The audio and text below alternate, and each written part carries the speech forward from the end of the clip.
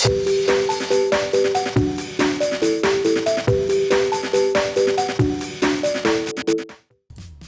it going, YouTube? It's Panda time.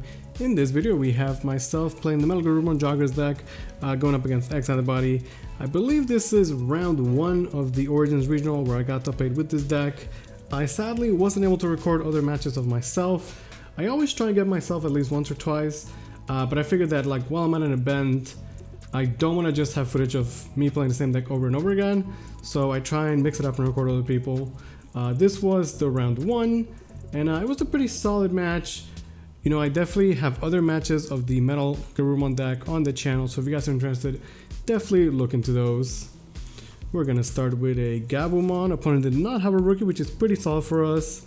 Gonna just be hard playing the Ankilo to Memory Choke, but he does find the rookie and a follow-up as well.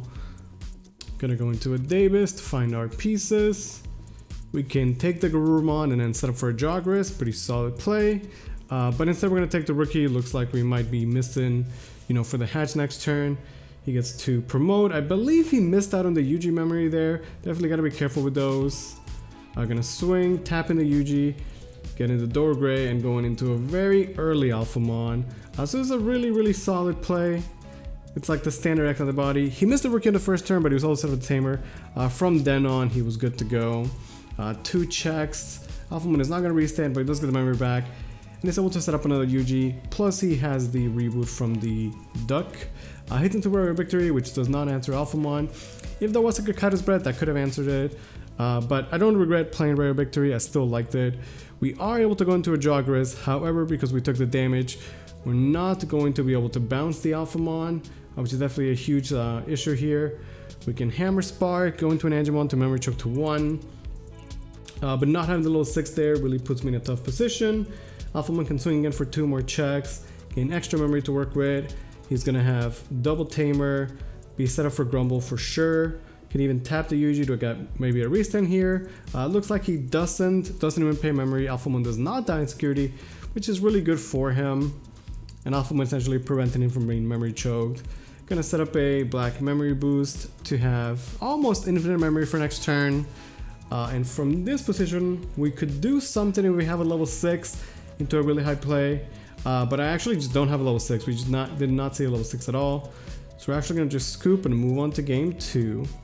I think that you should try and play games until they're over, because you know you never know what could happen, but at the same time there's some games that are clearly over, and I don't think they're worth wasting time, because you know you only have so much time to play around, or mental power that you could be using on other games, right? So I think one of the skills as a card game player that you could learn is knowing when a game is actually over and knowing when you should play, you know, until the very last card is played. We're gonna go into a Garuru and set up a blue memory boost to give us access to more plays in the future. Once again, our opponent did not have a rookie first turn, but does find it in the turn after, so still pretty solid for him.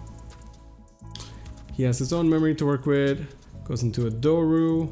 Early game is just, you know, kind of like trying to memory choke each other out. See if you could like set up a tamer or something, but just going into a stack right away is pretty powerful, especially for X-Antibody. So playing the Junkman is actually tail for him. It's a play where like he doesn't even get his Searcher rookie, he doesn't get to help his stack or really do anything else or set up a tamer, right? So like of all the plays he could do there, playing the rookie is, I feel, the weakest. We actually hard drop an Angemon just to have guaranteed Jogress next turn, but with this line of play, if we have a level 6 and a Jogress, with the memory boost, we can essentially guarantee a level 6 MetalGaruru power play, which is pretty good. I dare say it's not bad at all. Gonna go into a Grumble just to find his pieces. Swings and survives, and go into a Jogress to pass turn, holding the memory boost for the level 6, which seems correct. However, with this line of play, we still are able to go into a Jogress, and having only taken 1 damage, you know, if that Jogress is Shakomon, we are going to be able to return the Jogress. First we swing though, because after Jogress we are going to get the restand. Go into the Shaco, get the heal, get the bounce. Opponent is not too familiar with Shakomon, who honestly is such a good card in BT8. Like all the Jogress Digimon are pretty strong, and Shakomon is no exception. Great effect, great Jogress effect, and amazing in Herbal. So the Jogress prevents DP reduction and deletion of card effects, does not prevent against bounces. At this point we actually also swing with the Shaco, just because I know in my hand I don't have a level 6. We actually have not seen a level 6 this entire set from game 1 or game 2. So you have to play to what your hand gives you. Obviously if we have a level 6 there, we go into a metal and it is absurd, but we don't. So we have to make the best of it and just swing with the 8k, which is likely to survive, right? So that's what we're gonna be doing, right? We have a big tempo advantage and we're gonna keep using it. Gonna be swinging 8k over and over again and using the Gabu 2 memory choke. So opponent doesn't have a ton to work with. He doesn't have a good answer to the Shakomon. And although we haven't had the MetalGaruru, you know, I'm holding the memory boost, and as soon as we draw the metal, we have an absurd play, right? This Shaco can turn into a metal, swing twice, minus 6,000 DP, get restand, Jogress again. It essentially just wins the game on the spot, right? That said though, we still don't have the MetalGaruru, which is again okay. But at this point, we're just going full aggressive. Gonna be swinging with the Garurumon and Radio Victory to once again bounce his stack, leaving him with essentially nothing to work with, and we have 4 swings for next turn, right? So a good example of like playing to what your hand is, you know, understanding what your win condition is going to be in every specific game, because it's always different, right? And using the bounces to win through tempo. The Shakamon was really good there, as was the Radio Victory. And this is why, you know, I prefer Radio Victory when you're just hitting little bounces. We actually swing into an Alphamon, which does save him. It is going to buy him one more turn, which is kind of funny, but honestly it's not too relevant. That Alphamon security could be insane when you just need one more turn to win the game, but in a case like this, it's actually just 2 behind, it doesn't do enough. We still have 4 Digimon, and that's going to be game 2 going to us. So we haven't actually gone into the metal the entire set, but such is life, that's why they call it Digimon. This time we're going to start with the Patamon, go into Akuma. Now some people would have you believe that Lobomon is better than Kumamon these days, and some people are wrong. Kumamon is a bear and he has an effect. I actually voted for him on the anniversary poll, so maybe we get a Kumamon altered in the future. That would be sick. While I'm actually thinking about that, let me know in the comments, what did you guys vote for the 2nd anniversary? What card would you like to see get an altered in the future? Opponent goes into a level 4, but he has no follow-up. Passing is a very weak play. I feel like passing is usually the weakest play you can make in all of Digimon. We use the Garurumon and just go into a metal right away. I am feeling relatively safe to do this outside and not in racing, because I understand X-Antibody well, and I know that he's not going to have a good answer to this. The best answer he could have is the 4-cost option to de-digivolve me by 1, but that would only get rid of the metal, not actually answer the stack, and I'm okay with this. So he's gonna go into an Alphamon, which is pretty solid, right? It's like, wait, he has an Alphamon, he gives me 3 memory to work with, but we have a metal, which could do metal things. Finally able to go into the metal, so I love this play. We swing into the metal, get the memory. Kumamon's not gonna do anything, but he is a champion, which is good enough. We do hit into an Alphamon security, which is actually so unfortunate. Super sad. But with a Hammer Spark, we have just enough memory to hard drop a level 4, in this case the Ankilo, and Jogress into a Shakomon, and with 6 security we can actually return the Alphamon to his hand. Now keep in mind that my MetalGaruru died to security, which is actually unfortunate, right? We should have a Shakomon on the board and the MetalGaruru that can still potentially swing next turn, summon another body, gain another memory, and do more things, right?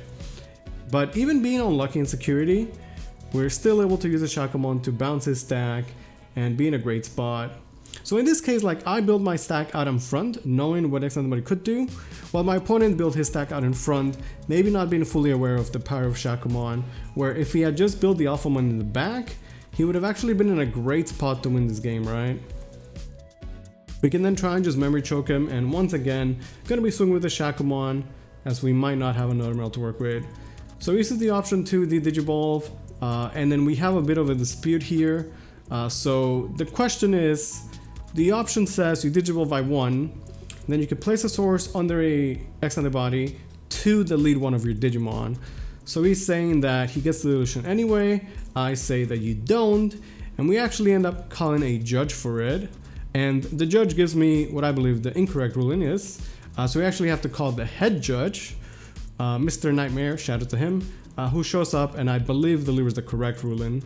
Now, from my understanding, the first judge was just a bit confused because he thought we were debating the security effect, which will always proc deletion no matter what. But the actual card says you can Digivolve and then you do A to do B, so that if you don't do A, you cannot do B. He doesn't have a Digimon, therefore he cannot put a resource under it, therefore he cannot delete my stack. So this takes a little bit while the judges show up, hopefully not too long. But again, you know, my metal died. We would have been in a great spot anyway. Even though metal died, it's kind of sad, but like it's still fine, right? The Shacoman is amazing there. The Digivolve kind of hurts, but not too much because like he spends for memory and we still get the stack. We're able to continue our turn, bring out the Gabu, and I guess try and set up more Jogress plays, right? Notice how like the game he was able to go into a stack, he was able to win decisively, right? But in the other games we were able to bounce his stacks, really slow him down. We're going to just be Digivolving into a Chimeramon, using its effect, put a Shacoman underneath. It's a good way to memory choke him, and because of the blue memory boost, we can ensure that we have place to go if we have level 6 next turn, right? Plus Chimeramon with the Shacoman inheritable, I can actually do some work so that if he wants to play a rookie or anything like that, we could just swing and delete it as well. He's gonna go into a UG and then set up a level 4 in the back. Honestly, not bad, but it's still a little bit too slow, assuming we don't hit anything crazy in security. We do have the metal to go into, so we can swing with metal, summon the Kuma, get the memory from the Bukamon, and actually, once again, our metal dies in security. I dare say super unlucky. Actually so sad, but such is life. We still try and make it work, right? We end with at least another Kumamon, and we have an Angelman in the back, so we could set up potentially another Jogress. But again, keep in mind, like, metal should technically be out there, and then we'd have another body to work with. He actually doesn't have his pieces though, so he's definitely forced to play a slower game. We do have 3 Digimon on the board, and we could Jogress to eventually just clear his board, right? Either Chimeramon or Shacoman would essentially win the game here. We're going to a Shaco, so we cannot recover because we have 6 security already, but we could swing and use the Angemon effect to bounce the Dormon. At that point, the Gabu can swing. He doesn't really have anything. We can Hammer Spark and just play another Gabu to memory choke him to 1. And you can see how even though the metal died on all the swings, we use our Jogress to great effect, bounce his Digimon, and use it to take the set. I hope you guys enjoyed that one. Thank you guys so much for watching.